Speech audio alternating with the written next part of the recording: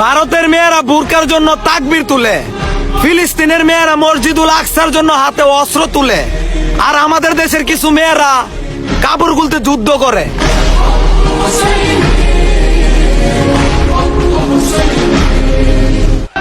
কাবা ঘর রক্ষা করা উড়ে আসা পাখিরূপী আবাবিল আমি দেখিনি, তবে আমি দেখেছি আল আকসা রক্ষা করা উড়ে আসা মানুষ রূপী আবাবিল।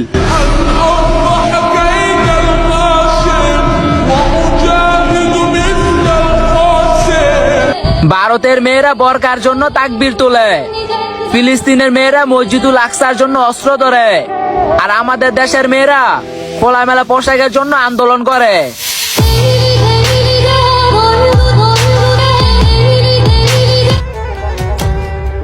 আমরা মুসলিম জাতি, আল আকসায় জ্বালাবো বাতি, চালিয়ে যাব প্রতিবাদ, সবাই জুড়ে বলে ফিলিস্তিন জিন্দাবাদ।